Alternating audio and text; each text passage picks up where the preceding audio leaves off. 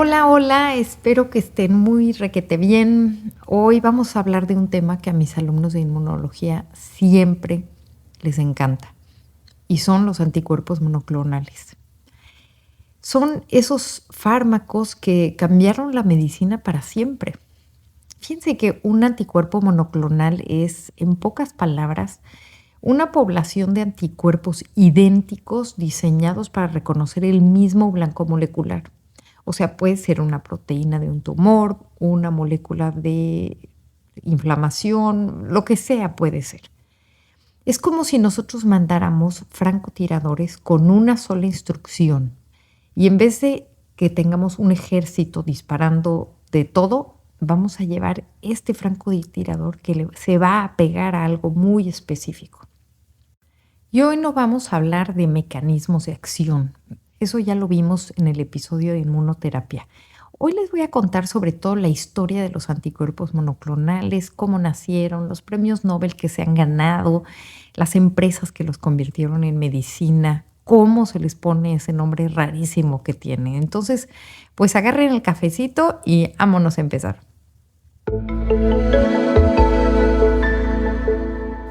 Vamos a ver de dónde salieron los anticuerpos monoclonales. Vámonos a 1975 a un laboratorio en Cambridge, Inglaterra. Aquí dos científicos, George Kohler y César Milstein, tenían un problema. Querían fabricar anticuerpos puros, todos idénticos contra un blanco elegido. El problema es que las células que fabrican los anticuerpos, que son los linfocitos B, se convierten en células plasmáticas, pues estos linfocitos se mueren rapidito en un cultivo, no duran. Y entonces, ¿qué fue lo que se les ocurrió? Pues algo muy genial. Tomaron un linfocito B que sabe fabricar el anticuerpo que quieres, pero se muere pronto, y lo fusionaron con una célula de mieloma, que es una célula cancerosa capaz de dividirse sin parar. Y el resultado de esa fusión es lo que llamamos un hibridoma. Y entonces este hibridoma hereda del linfocito B la capacidad de producir un anticuerpo específico y de la célula de mieloma hereda la capacidad de proliferar prácticamente sin límite en el cultivo. Es como si casas la habilidad de una con la resistencia de la otra. Y así es como crearon, digamos, una fábrica renovable de un solo anticuerpo idéntico, que es un anticuerpo monoclonal, o sea, de una sola clona. Esto es una belleza. Y ese descubrimiento fue tan enorme que en 1984 les dieron el Premio Nobel de Medicina, compartido además con Niels Jerne, que fue otro gigante de la inmunología. Ahora les voy a contar algo que es de pues, no creerse, ¿no? Esta técnica para formar el hibridoma no se patentó. Imagínense, una tecnología que terminaría generando una industria de miles de millones quedó disponible para que laboratorios de todo el mundo la desarrollaran. Ahora, la verdad es más complicada, o sea, no fue solo la leyenda romántica de que ellos simplemente regalaron esto a la humanidad, ¿no? También hubo decisiones institucionales y oportunidades de patente que no se aprovecharon. Y bueno, así fue. Pero el resultado fue estupendo. El hibridoma se difundió por todo el mundo y cualquiera pudo construir sobre él. Y saben que durante buena parte de la historia de la farmacología buscábamos una molécula que produjera un efecto muchas veces medio a ciegas, ¿no? Y lo lindo es que con los anticuerpos monoclonales podemos empezar ya a pensar al revés, es decir, por el blanco. O sea, podemos nosotros decir, quiero bloquear esta molécula. Y entonces diseñamos una terapia que la reconozca con enorme especificidad. Y eso cambió no solo los medicamentos, cambió la manera de pensar cómo se fabrica un medicamento. O sea, en este caso con los anticuerpos monoclonales estamos dando terapias dirigidas y eso es precioso. Ahora, como en todo, pues la verdad es que al principio los anticuerpos monoclonales fallaban, ¿no? Por supuesto. Y también, pues tuvimos que irlos modificando hasta que los humanizamos. Entonces, el primer problema práctico fue ese. Los primeros anticuerpos se fabricaban en ratón, es decir, eran anticuerpos murinos. Y de hecho el primero aprobado para uso terapéutico fue en 1986, el famoso Muromonab CD3. O sea, lo conocemos muy bien como OCAT3. Y todo mundo que ha estado en trasplantes ha oído del OCAT3. Es un anticuerpo contra el CD3 de los linfocitos que de hecho se usaba contra el rechazo agudo en trasplantes, ¿no? Y bueno, ¿qué pasó con este? Pues que el cuerpo del paciente reconocía ese anticuerpo de ratón como algo extraño. O sea, nosotros lo que queríamos era atacar a los linfocitos CD3 para impedir el rechazo agudo de trasplantes, pero el sistema inmune del receptor del paciente pues reconocía ese anticuerpo monoclonal de ratón como algo extraño, ¿no? Y entonces hacía anticuerpos contra el anticuerpo y la ironía era que pues tú metías un anticuerpo para curar y el sistema inmune lo acababa atacando a él, ¿no? O sea, al anticuerpo monoclonal. Entonces fue poco efectivo, con reacciones. Y entonces fue cuando se dieron cuenta en ese entonces los inmunólogos que no podíamos estar usando anticuerpos que tuvieran pues el de ratón, nada de ratón, ¿no? Teníamos que empezar a humanizar nuestros anticuerpos monoclonales. Entonces ahí es donde empezó la carrera preciosa y lo que se buscaba era obviamente hacerlos cada vez más humanos. O sea que estos anticuerpos que estábamos fabricando de ratoncito, pues obviamente no estaban funcionando y necesitábamos cambiarlos para que se parecieran mucho más a los nuestros. Y ahorita que estoy hablando de anticuerpos humanizados y todo eso, es importante mencionarles cómo los llamamos, porque si ustedes se han fijado, muchos de los anticuerpos monoclonales que ustedes conocen terminan en MAB, o sea, MAB. Y eso viene de Monoclonal Antibody, o sea, anticuerpo monoclonal en inglés. Entonces, fíjense que antes todos los anticuerpos monoclonales terminaban así y sabíamos que entonces pues, si terminaba en MAB era un anticuerpo monoclonal. Pero eso ha cambiado mucho. Y la sílaba antes del MAB te decía de qué estaba hecho. Por ejemplo, si terminaba en OMAB, sabíamos que era puro de ratón, o sea, todo murino. Si terminaba en XIMAB, pues era quimérico. ¿Qué significa esto? Que tenía regiones variables de origen no humana unidas a regiones constantes humanas. Y tal es el ejemplo como uno que seguramente han oído, que se llama rituximab o el famoso infliximab, ¿no? Estos. Ahora, había otros que terminaban en sumab. Cuando nosotros tenemos uno que es sumab, este es el anticuerpo humanizado.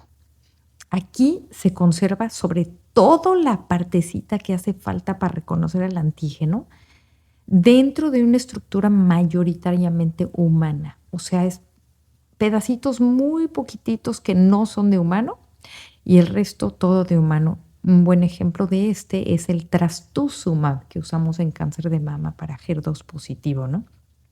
Y luego está la opción de si terminaba en UMAB, o sea, si es puro UMAB, era totalmente humano. Y ahí tenemos el mejor ejemplo que es adalimumab. Seguramente muchos de ustedes lo conocen.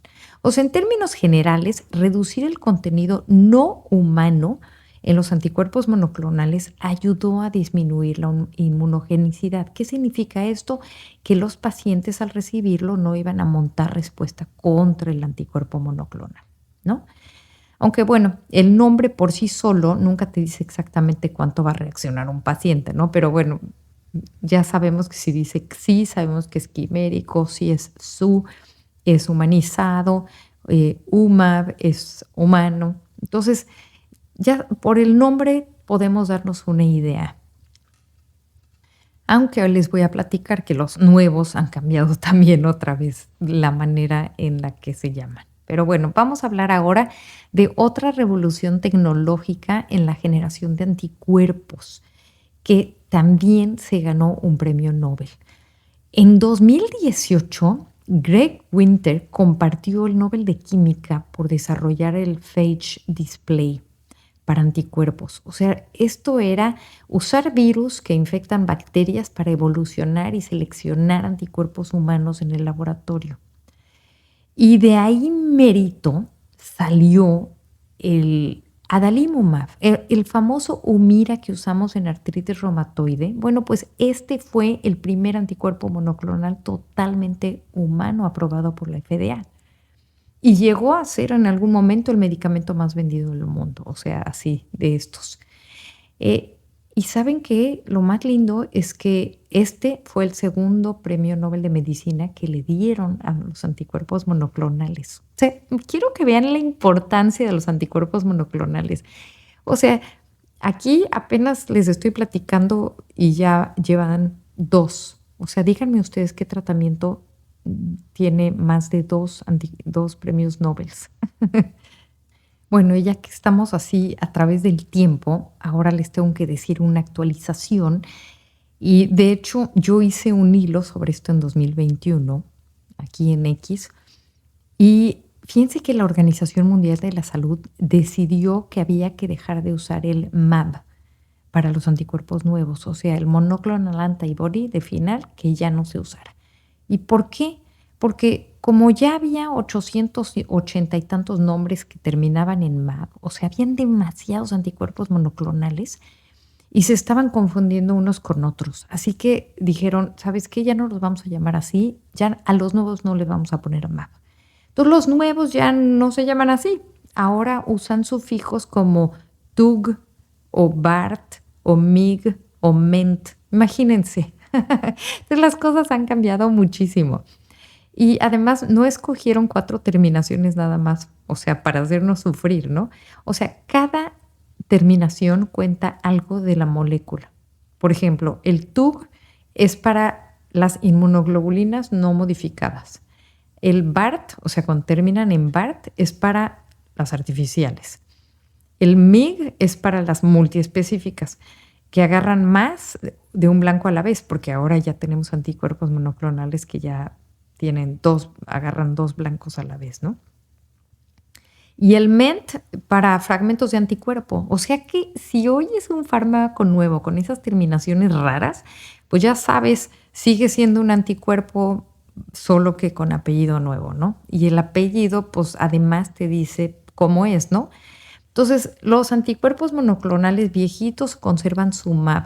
Entonces, si ustedes ven uno que todavía termina en MAB, pues es rituximab, infliximab. Esos son los viejitos. Los nuevos ya no tienen esto.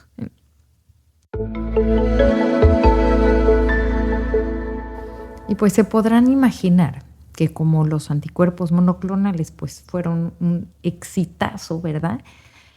Pues obviamente hay empresas que hicieron esta revolución, ¿no? Entonces, obviamente, como ustedes saben, una idea maravillosa que sale de un laboratorio, pues no llega solita al paciente, ¿no? Alguien tiene que convertirla en una medicina. O sea, este descubrimiento del anticuerpo monoclonal lo tenemos que llevar a la práctica clínica en donde podemos ayudar a un paciente, ¿no? Y entonces ahí es donde entran las empresas de biotecnología. Y sin duda la estrella de esta historia pues es Genentech, que fue fundada en 1976 por un científico, Herbert Boyer, que es uno de los papás del DNA recombinante, y con un joven inversionista, Robert Swanson. Y fue esta Genentech una de las compañías que realmente fundaron lo que es la biotecnología moderna, ¿no? Y fíjense que Genentech participó en el desarrollo y la comercialización de muchos anticuerpos monoclonales que se volvieron históricos. Dentro de ellos tenemos el rituximab contra ciertos linfomas. Después tenemos el bevacizumab contra el factor que alimenta los vasos de tumores, ¿no? El Vascular Endothelial Growth Factor, ¿no?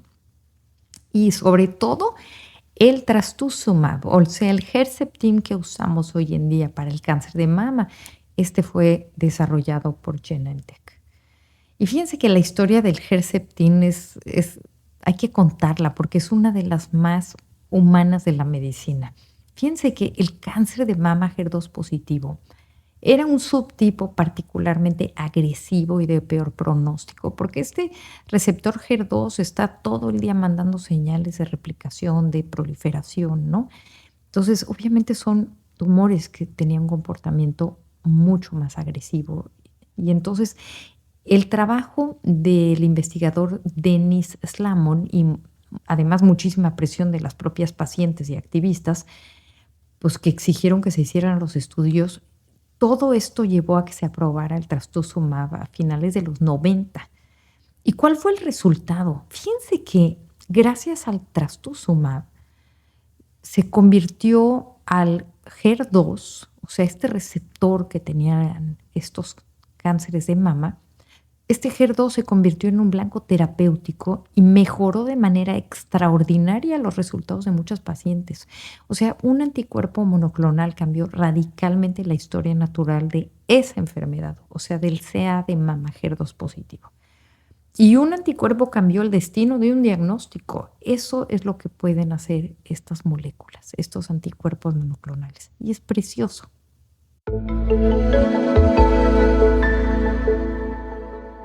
Y ya que estamos hablando de trastuzumab, pues vamos a hablar de los logros de los anticuerpos monoclonales en el cáncer.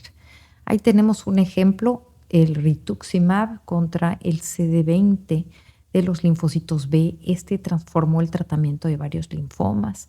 El trastuzumab, que ya se los conté, rescató a las pacientes con cáncer de mama HER2 positivo. Y luego vino tal vez el capítulo más espectacular, cuando llegaron los anticuerpos monoclonales que llamamos inhibidores de puntos de control o inhibidores de checkpoint. Estos anticuerpos que en vez de atacar al tumor, le quitan el freno a tu propio sistema inmune para que él ataque al cáncer, ¿no? Entonces, y fíjense que aquí justo llega un tercer premio Nobel de esta historia. O sea, en 2018, el mismo año que Greg Winter se ganó un premio Nobel relacionado con los anticuerpos monoclonales, pues ese mismo año también le dieron a James Allison y a Tasuku Honjo. Ellos ganaron el premio Nobel de Medicina por demostrar cómo aprovechar esos frenos inmunológicos, el CTLA4 y el PD1, para tratar el cáncer. Frenos que hoy se bloquean con anticuerpos como el ipilimumab y el pembrolizumab, o sea, anticuerpos monoclonales. Entonces, si se fijan, los anticuerpos monoclonales en su camino llevan ya 3 premios Nobel. Y fíjense, en el melanoma metastásico, donde históricamente el pronóstico era muy pobre, hoy existe un grupo de pacientes con respuestas duraderas durante años. No para todos, ojo, eso no quiero decirlo, pero para algunos fue literal un antes y un después estos inhibidores de checkpoint. Entonces, ya ven, tenemos 3 premios Nobel en esta sola historia. 1984, 1 y 2 en 2018. Pocos campos de la medicina pueden presumir eso. La inmunología sí.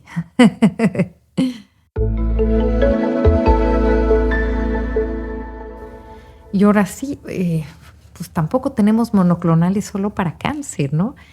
Hoy en día hay anticuerpos monoclonales para muchísimas otras condiciones clínicas. O sea, esto se los digo para que vean el tamaño de esta revolución. Vamos a empezar por las enfermedades autoinmunes e inflamatorias, el adalimumab y el infliximab, que bloquean una molécula clave de la inflamación llamada TNF. Pues estos le cambiaron la vida a un montón de personas con artritis reumatoide o con enfermedad de Crohn y colitis o con psoriasis. Y después llegaron muchos más, ¿no? Anticuerpos monoclonales contra otras señales inflamatorias como citocinas 17 y 23, ¿verdad? Ahí tenemos al ustekinumab, que también se usa en psoriasis, la interleucina 6 para la artritis, ahí tenemos anticuerpos monoclonales que bloquean el linfocito Th17, luego tenemos el dupilumab para la dermatitis atópica y el asma, ¿no? Entonces, han venido por todos lados, unos ya nos permiten bloquear 2 moléculas al mismo tiempo, ¿verdad? La regla es que donde hay una molécula de inflamación haciendo destrozos, hoy puede haber un anticuerpo que la apaga. O sea, es fabuloso. Y luego están todas estas aplicaciones que parece, antes diríamos que son como de ciencia ficción, ¿no? Por ejemplo, que si podemos tener anticuerpos monoclonales eh, para la migraña, por ejemplo. Sí, pues hay anticuerpos contra la vía de una molécula que se llama CGRP y algunos atrapan al propio CGRP, como el galcanezumab o el fremanezumab o el erenumab bloquea su receptor, ¿no? Y todos estos, bueno, se usan para prevenir la migraña en personas que la sufren muy seguido, ¿no? Entonces, fíjense cuándo hubiéramos pensado que íbamos a tener un anticuerpo monoclonal que nos ayudara a prevenir migraña, ¿no? Estos eventos de migraña. Y, por ejemplo, colesterol también, ¿no? Los anticuerpos contra una proteína que se llama PCSK9, ¿no? Como tenemos el ovolocumab, el alirocumab, ¿verdad? Estos permiten que más receptores de LDL regresen a la superficie del hígado y retiren el LDL de circulación. Entonces es una cosa impresionante. Pueden bajar el colesterol malo alrededor de un 50-60% según el caso, ¿no? Tenemos un anticuerpo monoclonal para el colesterol. ¿Cómo ven? Y así, pues todavía hay más. Tenemos el denosumab contra una señal que desgasta el hueso, RANKL, para la osteoporosis. También tenemos anticuerpos contra el virus sincicial respiratorio para proteger a los bebecitos. Ahí tenemos el palivizumab y otro más nuevo que es el nirsevimab. Tenemos anticuerpos contra factor de crecimiento endotelio vascular para enfermedades de los ojos, como la degeneración macular neovascular de los adultos mayores. Tenemos anticuerpos que bloquean el complemento para ciertas enfermedades raras de la sangre. Vamos a ver que también durante la pandemia se usaron anticuerpos monoclonales contra coronavirus. Ustedes seguramente lo escucharon todo esto, ¿no? Entonces, fíjense, insisto en esto, cuando existe un blanco molecular accesible y biológicamente importante, pues podemos apostar que alguien en este mundo ya se está preguntando si se puede diseñar un anticuerpo contra él. Y bueno, también lo subrayo accesible, porque los monoclonales clásicos no entran así nomás a las células a bloquear las proteínas de adentro.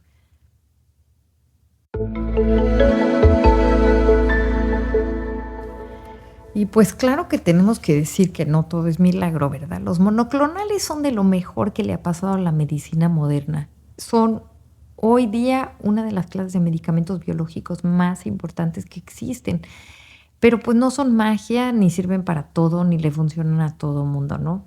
Como es la medicina. Y pues también hay que decirlo, tienen efectos adversos que pueden ser serios, ¿no? O sea, por ejemplo, los inhibidores del checkpoint, al soltarle tú el freno al sistema inmune, pues a veces pueden provocar ataque a tejidos sanos, o sea, reacciones autoinmunes. Y además, bueno, los monoclonales son caros y eso pues nos da un problema enorme en cuanto al acceso, ¿no? O sea, siempre pues la ciencia más elegante del mundo, lo malo es que no sirve de nada si la gente no puede pagarla, ¿no? Entonces eso siempre es un cuello de botella muy importante. Ahora, aún así, con todo esto, pues la historia de los anticuerpos monoclonales es una de las más luminosas, digamos, que tiene la medicina. O sea, pasamos de una idea en un laboratorio en 1975 a una tecnología que hoy trata cáncer, artritis, migraña, colesterol, osteoporosis, enfermedades autoinmunes, infecciones, ¿no?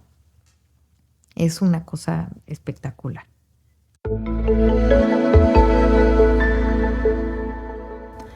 Y pues ya vámonos yendo, ¿no? Pues saben que gracias a los anticuerpos monoclonales, por todo lo que nos han ayudado, 50 años después podemos bloquear una sola interleucina, podemos apagar el receptor de un tumor, podemos quitarle el freno a un linfocito T, podemos prevenir migrañas o bajar de forma brutal el colesterol, ¿no? Entonces, la próxima vez que oigas un fármaco que termine en MAB o en TUB o en BART, pues estos son de los nuevos, ya sabes que detrás hay casi 50 años de ciencia preciosa y además 3 premios Nobel. Entonces, pues lindísimo. Viva la inmunología 1000 veces.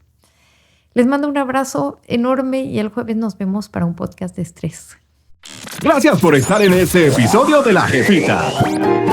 Si te gustó, compártelo y no te pierdas que regresamos la próxima semana con más chorcha de estrés, de inmunología y mucha ciencia con sazón.